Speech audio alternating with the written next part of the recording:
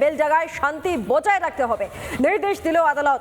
SP DMK নির্দেশ হাইকোর্টের, প্রয়োজনে কেন্দ্রীয় বাহিনীকে ব্যবহারের নির্দেশ দিল আদালত। অন্তত পর্যবেক্ষণ এমনটাই কলকাতা হাইকোর্টের।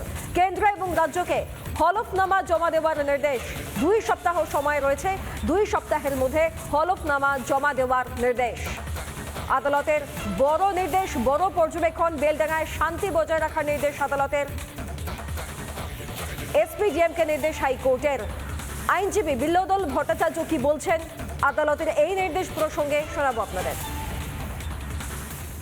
প্রথমত কেন্দ্রীয় সরকারকে নির্দেশ দিয়েছেন যে কেন্দ্রীয় সরকার জিনিসটি বিবেচনা করে দেখে যদি মনে করেন তাহলে এই ব্যাপারটি নিয়ে কেন্দ্রীয় সরকার এনআইএ ইনভেস্টিগেশন দিতে পারে। আদালত বলেছেন যে আগের অর্ডার অনুযায়ী কেন্দ্রীয় বাহিনীকে ইমিডিয়েটলি মোতায়েন করতে হবে। যে 5 কোম্পানি বেলডাঙ্গাতে আছে সেই 5 কোম্পানিকে তো দিতেই হবে। তাছাড়া যদি রাজ্যর দরকার আরও হয় তাহলে মুর্শিদাবাদের অন্যান্য জায়গায় আরও যত অ্যাভেলেবেল কোম্পানিজ আছে সেই কোম্পানিগুলোকেও ডিপ্লয় করা হবে।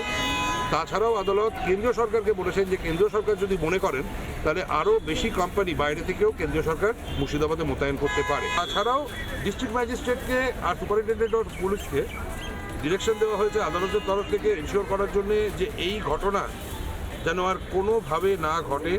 ডিআইজিকে সেপারেটলি একটা রিপোর্ট ফাইল করতে বলা হয়েছে যে মুর্শিদাবাদের ক্ষেত্রে বারবার এই ঘটনা কেন ঘটছে সেটা আদালতের কাছে রিপোর্টের মাধ্যমে ডিআইজিকে জানাতে হবে। সেখানে আদালতের নির্দেশ একেবারে স্পষ্ট, কেন বারবার মুর্শিদাবাদ তা নজরে রাখতে হবে এবং তা জানাতে হবে এসপি এবং ডিএমকে। এর পাশাপাশি তিনি জানান যে যদি প্রয়োজন হয় কেন্দ্রীয় সরকার যদি মনে করে তাহলে প্রয়োজনে আরও কেন্দ্রীয় বাহিনী মোতায়েন করতে হবে, প্রয়োজনে এনআইএ তদন্তও হতে পারে।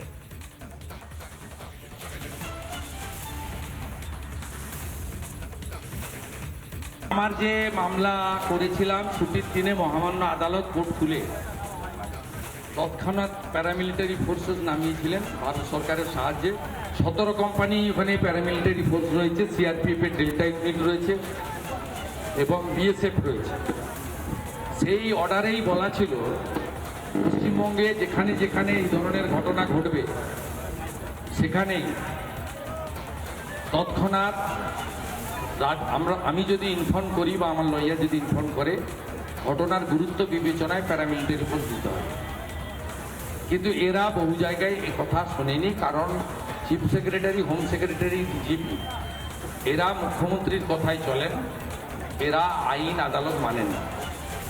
বাধ্য হয়ে ওই কেসের রেফারেন্সে, নতুন কোনো ফ্রেশ বিল নয়, আমি এই মহামান্য উচ্চ আদালতে গেছিলাম। এনআইএ হওয়া উচিত এবং অবিলম্বে প্যারামিলিটারি ফোর্স নামানো উচিত।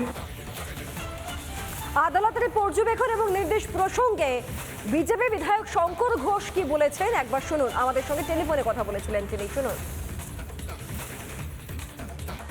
আমি তো ব্যক্তিগতভাবে মনে করি যে বিচার ব্যবস্থাকেও এই ব্যাপারে একটি দৃষ্টান্তমূলক পদক্ষেপ গ্রহণ করতে হবে বা তাদের কাছ থেকে সেই ধরনের পরামর্শ আসা দরকার।